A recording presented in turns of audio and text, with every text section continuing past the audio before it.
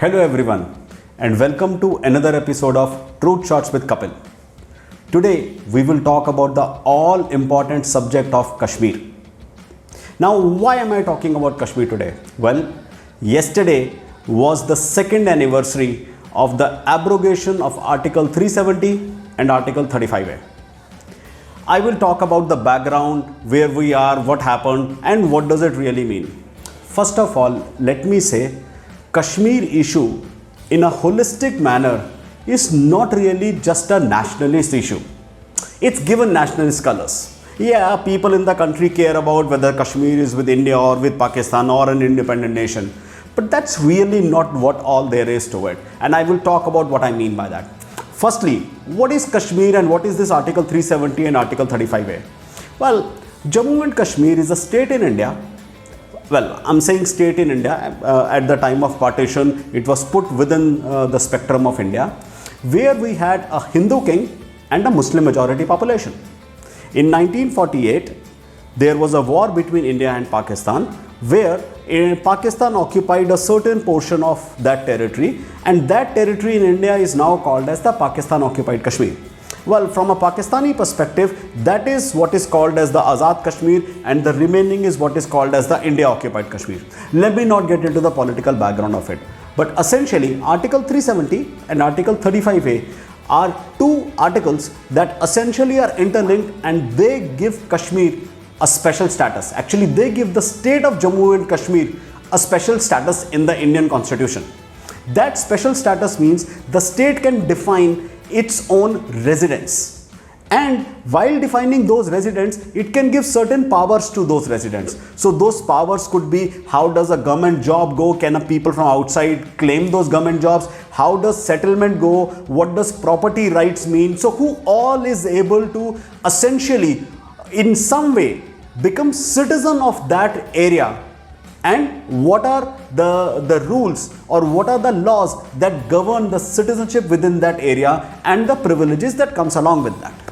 Now, 2 years back, the government of India, the Narendra Modi government, decided to abrogate them.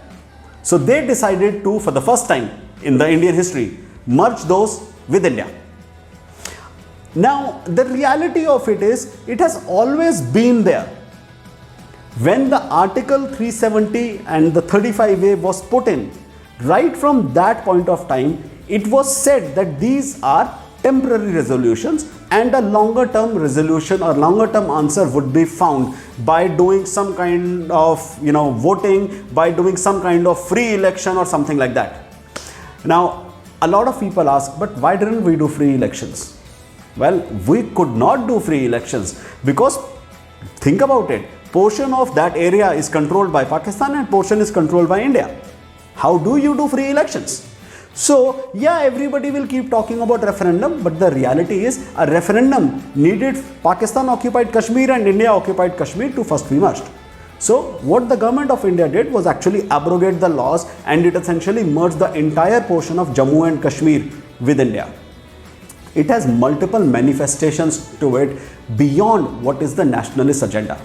Now, when the government merged them, it converted that entire area into two parts, and they were both converted into union territories versus being full states. One is Jammu Kashmir and the second one is Ladakh. Now, when the government did that, the essential focus was they did not want police and law and order under a state control. They wanted them under national control so they could have more autonomy and more ability to influence what is happening there, and essentially take away what was essentially thought of as the role that local politicians within Jammu and Kashmir, who always only focused on their personal benefits, were doing. So essentially the laws were removed. It was brought in as a union territory, which essentially meant the law and order and the police forces there were controlled by the central government. Now, why is this area so important? Well, this area is important because of three critical reasons. Number one, India wants to take control and essentially not let Pakistan or China really have an access over there in the whole area. You all know about the One Belt, One Road initiative, where China is going through the Pakistan occupied Kashmir and creating a boundary which will go all the way down to Arabian Sea. Now for India, that's a problem. A part of that problem is that small portion, and look at the map of that area. That small portion of Pakistan occupied Kashmir, what is called as Pakistan occupied Kashmir, essentially has a small belt that leads into Afghanistan. So assume India had Pakistan occupied Kashmir. For it to access Afghanistan, and not really Afghanistan, for it to enter into the entire Central Asia, it will not need to ask Pakistan. It will not need to pass through whatever is the hostile environment in Pakistan for India. It can directly go into Afghanistan through a small strip that leads towards Kabul, and then it can directly enter into Central Asia from there. And in Central Asia, there are these big ass 5 economies that everybody in the world is vying for. China is vying for them. Russia, of course, considers them as their own territory. India is vying for them, and other powers across the world would want to have a pie of those economies as well. So for India, it's a very important portion. The second real important portion of it, and everybody needs to look at the map of Jammu and Kashmir in respect to Pakistan, in respect to Afghanistan, in respect to what is now called as Tajikistan, and most importantly, in respect to what is called as China. Now, let me give you guys a fact which very few people know. Do you know what is the boundary? How long is the boundary between India and China? A lot of you are saying, well, it's the longest one of the longest boundaries in the world. It stretches all the way from Kashmir and goes all the way around to Arunachal Pradesh. Well, wrong. If you look at the map again, the boundary between India and China is separated by this large piece of land which we call as Tibet. If you consider Tibet not necessarily as a Chinese territory and as the autonomous region that there is, the entire border between India and China is this small land from Kashmir that essentially goes into the Xinjiang province of China. Well, for those who are more aware, Xinjiang province of China is the one which is Muslim dominated. It has Uyghur Muslims, and where this entire episode of genocide done by China is being talked about. So essentially very important.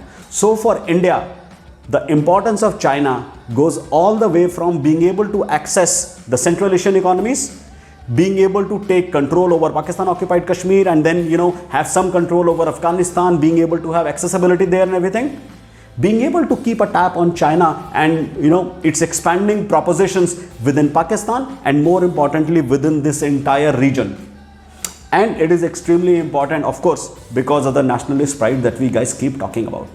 And the other factor is because it is mountainous, because it is a higher terrain, it provides strategic advantage to whoever keeps a control over that. So next time you think of Kashmir, next time you think of nationalist pride in holding Kashmir, no, it's not just nationalist pride. It's a strategic, political, strategic, geographic advantage that India and beyond India, all other countries, whether it is Afghanistan, whether it is Pakistan, whether it is China, and whether it is, of course, Russia by means of Tajikistan, are going out for. And that is what makes it interesting. Well, with that, we come to an end of this episode of Truth Shots with Kapil. Next time, we'll come up with another interesting episode, another interesting subject. Till then, take care. Goodbye.